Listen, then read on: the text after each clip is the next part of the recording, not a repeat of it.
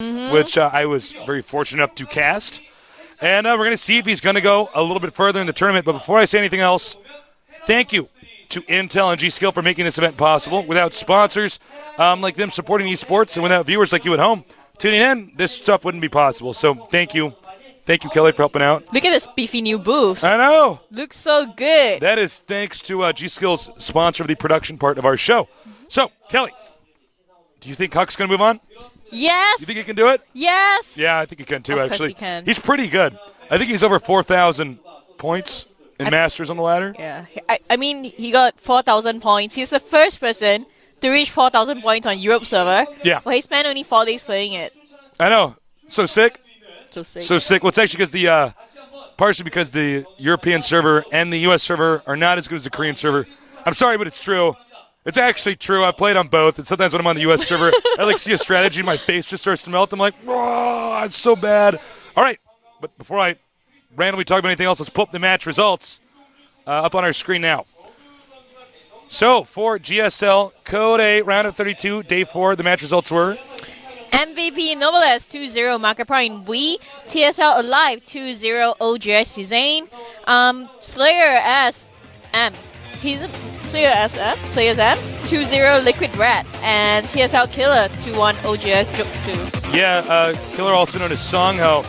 Now on to the results for Kodas. As you guys can see, Soki Su using the ID Trickster, and then April Prime made it out of that group. That was a tough group. No Fruit Dealer moving on in Kodas. He's going to go down to up and down. And on to Group H. SC Foyu and Kirik Zenith both made it out. Inca and Marine King, two people I thought would have been the ones to make it out, didn't get through. Sad. Now, on to today's matches. We're going to have, for the round of 16, day 1. We have IMLosirA versus ST August, Liquid Hug versus TSL Reviver, ST Virus versus Gunzi, Xanax Coca versus Linux for You. Yep, very exciting games here. I'm really looking forward to seeing not just our non-Korean games, but our Korean players play as well. Code A looking pretty scary, honestly. It is. Considerably, not snarpy like last season, much more impressive. I'm really excited to see which of these guys are going to move on into Code S after up and down matches, because the up and down matches right now are like so good. There's so many good players. It's like, imagine if Hug wins. It's like, okay, I gotta choose between Nasty, MVP, or Marine King Prime. Yeah. Let's see. Well, that's great. All right, I just blindfold myself to pick one of those because I'm pretty much going to have a hard game no matter what. IMLosirA against August is loading on my screen right now. It's going to be a Zerg versus Terran. IMLosirA the Zerg. August, our Terran player. And the map is going to be on Crossfire. So without further ado, we're going to get this thing going. Here, it's going to be pretty cool. TVZ on this map. Pretty interesting. It's a pretty narrow, I guess you'd say a skinny map. If you were to look at it, skinny map. Let's compliment the map, make it feel skinny good. Like this Coke bottle. Yeah, like our new sponsor, Coke.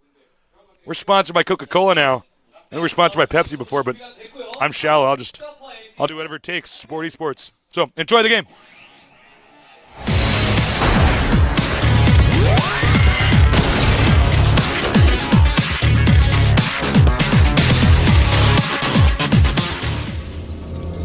Over here in the red, we have our Zerg player from the team Incredible Miracles. He is IMLosirA.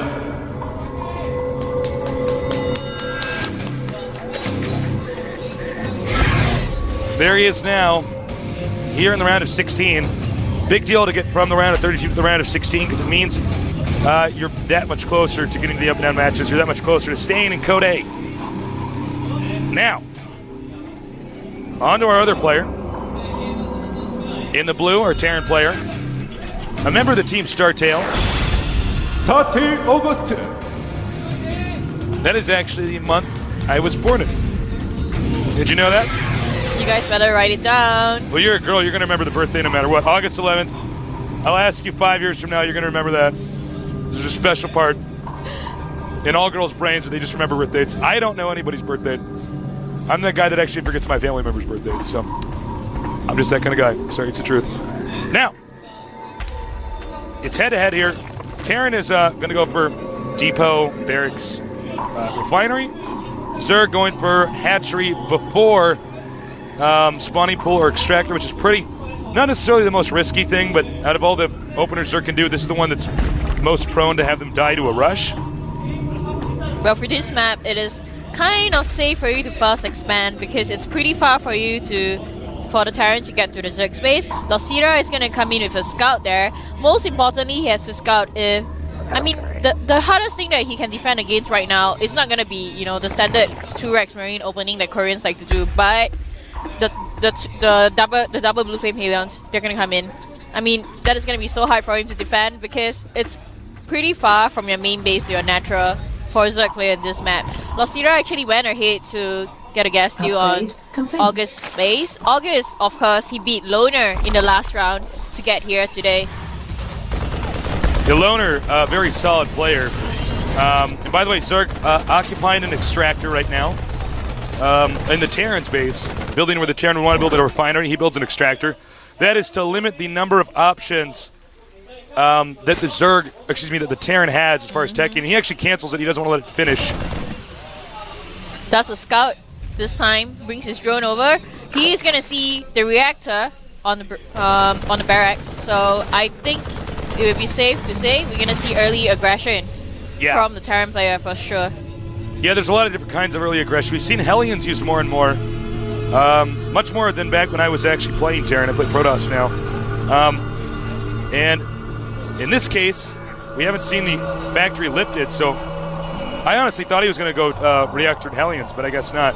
We now see the Starport on the way. Hellion moving up towards the Zerg's base. And there's really nothing to defend here. I'm kind of surprised. Well, he could actually put on a Spine Crawler, but he's moving his drone around right now. IMLosirA actually scouted it successfully, so he has put out a Roach Warren in case August decides to go for Blue Flame Hellions, which is a good reaction. You know, Roaches are always good for you to defend against early Hellions. He has a couple of Roaches coming out now. Yeah, as long as you get the Roaches in a good position, the Hellions they have a pretty hard time actually doing the damage. But some of these players have such good Hellion micro, you know, if they can manage to get a good angle, it's unbelievable how many kills they'll get. Terran going for a tech lab. It's interesting. It looks like he's going for Banshee. Yeah, I think so. Or is he going to get a Raven? Perhaps do the Tasis build? Yeah, he's going to do the Banshee. He's getting Cloak right now. This is actually quite bad for IMLosirA because he hasn't scouted this and he was expecting Blue Flame Hellions to come to his base. But since the Terran, August knows that IMLosirA has scouted him, so he's like, okay, I'm gonna switch it up, get my second gas, and go for Banshee. At the same time, he should also start expanding soon, because if he doesn't manage to do much damage in this push, IMLosirA is gonna be so much ahead of him. Yeah. No, it's absolutely true. Banshee's on the way out. It takes the exact same building time as it takes to make 2 Banshees, as it does for Cloak to finish. Roach coming out to scout, and I think IMLosirA knows for sure there's not going to be Blue Flame Hellions coming for him, because until this point in time, the 2 Hellions that he spotted are still only having normal flames, not blue flames yet, so he knows for sure something else is coming up. He has an evolution chamber, so that will be okay. He can put up some spore crawlers if he does spot the Banshee, which he does. He puts on a spore crawler now. Really good reaction. Shows how experienced he is. Sees a Banshee on the field. This is a smart move to split up the Roaches. Nice. Does manage to get 1 kill. Oh, I got to start casting off our actual screen, not the screen. Ortosis normally sees, excuse me. Now this other Roach will be picked off just in time. Cloak is done, but he's too close to the Spore Crawler and has to back up. Just gonna rally his units nearer to the Spore Crawler in his natural right now, so he can see what the Banshee's up to, but he has to move his drones and not lose them. You know, we don't have a single...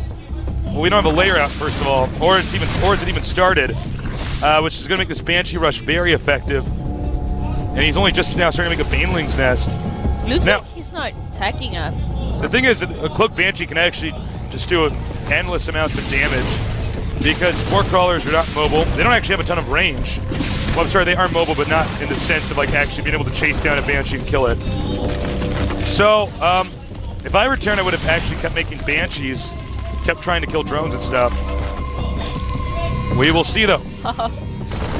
Solid push coming in from August. He has a couple of Marines up. with Siege Moon coming in also.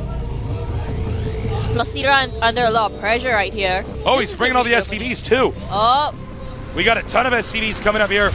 Now, Terran can secure this location. We have a shut up now on the high ground where the creep tumors are being made. Siege tank up there. Marines out. It's going to be tough. If he does get a good position here with the Banelings, though, that's going to make all the difference in the world. Now, Terran brought all his SCVs, but I don't know if that really matters because there's Banelings. Turns out Banelings don't really counter. I mean, SCVs don't really counter Banelings. Let's see what happens, though. Here it comes. oh, he wants to go. Baneling's coming in. He picks up a siege tank at the back, bringing his queens out. Taking on one more siege tank. SCV's doing a little bit of tanking, but 4 queens are out on the field right now. Roaches coming in, picking off everything that the Terran army bought in. Takes off the last bench on the field. This medivac is gonna go down. You know, the big mistake here is that you're not supposed to push if the Zerg doesn't have a layer. If the Zerg has a layer and he's getting Overseers out and actually spending money correctly to stop that, the Banshee rush, well, then you follow it up with a rush, GG. But in that case, I mean, it's like, well, obviously he has just 2 hatches. And He's happy. Look at him. look at that. Look at that. Yeah, obviously it's just not a good idea to push in that situation. You should expand. So, pretty rough game there from August. August cannot be feeling good about that. His timed attack was a failure, but he's not out yet. We are going to go to game number 2 pretty soon here. And I hope to see a better game from our Terran. Do you think our Zerg is going to 2-0 this? It looks like it. IMLosirA was so prepared for that. It looks like it, that's for sure. He was very prepared. Again, I want to hit this home so that our viewers really understand this. When you do rushes like that, if the Zerg is teching, then you can do the push. Because then he's like... You catch him? Pardon? Is it because you catch him? Well, what happens is he's trying to tech. He's making the Spire. He's going to be pooling larva normally, or making a Hydra Den, which Hydras aren't exactly that good against Siege Tanks and Marines. Then you could push. But he stayed on 2 hatches, was making Spore Crawlers and Queens, which means he's going to have a ton of Zerglings. He's not pooling larva. So, with that being said, what he should do is just expand. Now you guys know, don't do a timing attack if the Zerg is going to be ready for it. There are triggers and reasons for doing stuff like that, and August didn't do it right. You know, the thing was August actually scanned before he went to siege out on high ground, and he saw the amount of Banelings there. Yeah, I know. He should have I was backed like- though. He was like, all right, let's do this. Let's and go then the anyway. Banelings came up and killed his army. So maybe he's nervous. It's tough. First time you're in the booth and everything like that. But the countdown has started. So we're going to go on to game number 2 here, head-to-head with IMLosirA against August. Who's going to win? It could be a 2-0 coming from IMLosirA, unless August is a little bit better. I'm Tasteless, and with me is Kelly. We're here in Seoul, Korea, commentating Kode at the GSL. And our game has actually started, so we should get that game going right about now.